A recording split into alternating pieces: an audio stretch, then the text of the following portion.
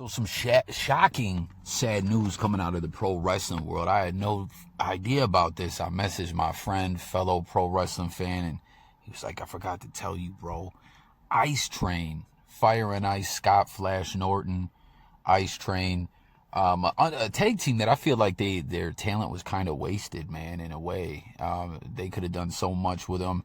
It was right before the NWO jumped off. They broke up.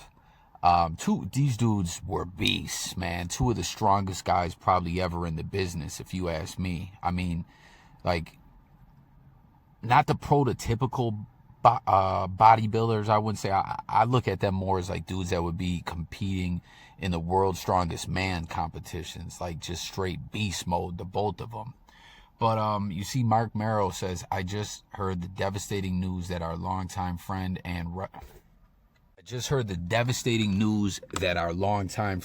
wrestling superstar Harold Houge, I hope I'm pronouncing his name correctly, R.I.P. to Ice Train, a.k.a. Ice Train, passed away. I couldn't believe my eyes when I read this and immediately called Diamond Dallas Page.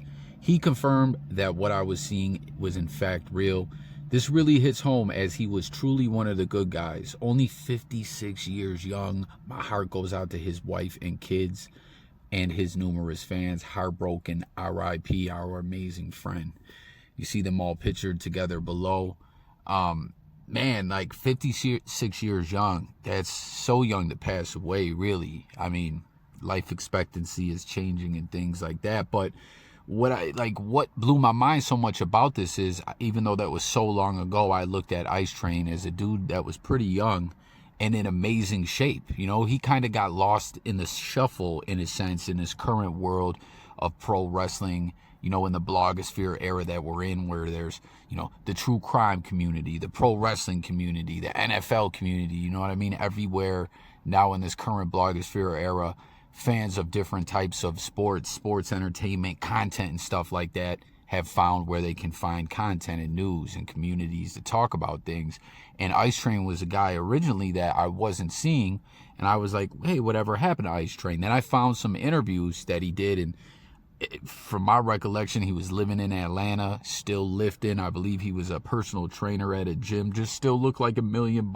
I remember he did an interview where he had very great things to say about Eric Bischoff, where, you know, he was asked about racism in the pro wrestling business and pro wrestling world, and he most definitely, you know, said it was a real thing. But he said Easy-E was the most unracist dude ever, that he just treated him great and had nothing but great things to say about him and nothing but love for him, is what it seemed. But he looked great, happy, healthy, and to hear this is shocking. And you know, the circumstances and cause of his death have not been put out there.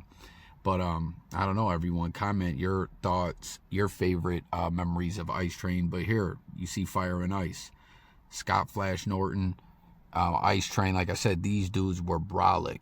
Like dudes you would picture in the world's strongest man competitions, just strong as fuck. You remember Norton was in that one Sly Stallone movie with arm wrestling and all that. I think dude was a truck driver. Someone comment and let me know if you remember that movie.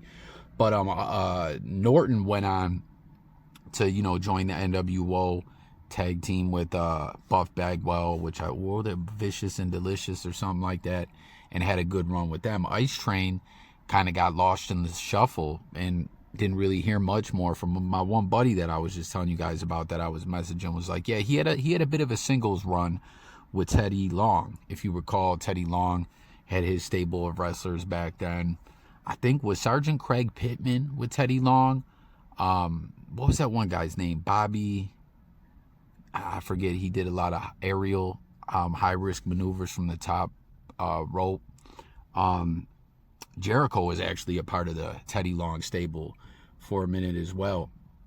But I don't know, man. It's just like, you know, like I really feel like they could have did so much with them more as a tag team. They had a brief run together, break up, and were feuding.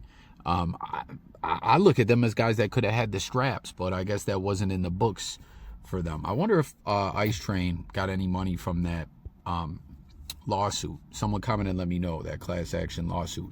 Now, this is what DDP had to say. I couldn't find it. I'm not on Facebook. You know, I'm on Twitter and Instagram mostly, and typically, you know, everything ends up on there as well. But I guess DDP took this exclusively to Facebook. He said, it was so sad to hear that one of my closest brothers is gone. Harold Houge, once again, I hope I'm saying his name correctly, a.k.a.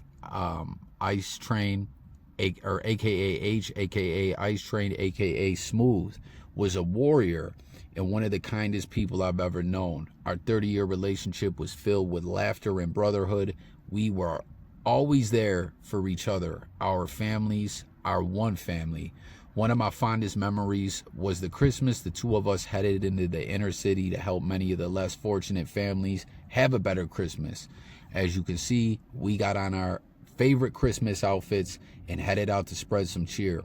I've also included one of my favorite pics of H and my mom, Sylvia, at Paige's and my wedding. I will put up a tribute video up later next week. I just don't have the strength to do it yet. So DDP, as you heard, this was on Facebook. If someone who catches this video, if you have that post handy, please link it below so we can go check that out, as well as just join the discussion in the comments. Like I said, your reaction, favorite memories of Ice Train. What did you think about the Fire and Ice tag team? You know, do you agree with me where they, I don't know, they should have did more with them creatively? It was a crazy time in WCW back then, though. The company kind of wasn't looked at in the most serious of ways. But then the NWO storyline happens and they're beating out, you know, the Monday Night Wars jump off and they're beating out WWE. It's crazy. It's a great time to look back on, though. You know, as always, I always share that I'm a nostalgia junkie. And there's just something so special about that period of time. What was that, like 95, 96, 97, 98, the real big boom in pro wrestling? A lot of us, like myself, were watching it prior to that. But when it hit those epic levels and proportions, it was just something else, man. And it's just special, and it's just a great time to look back on. And, you know, Ice Train was a guy that was there, and then he was gone. So sad. Like I said, seemed so happy and healthy. I don't know. We'll have to wait and see what happened. So stay tuned for updates. Make sure you subscribe to this channel. All kinds of pro wrestling content's going to be jumping off all the time. RIP Ice Train. I'll catch you guys on the next one. Peace.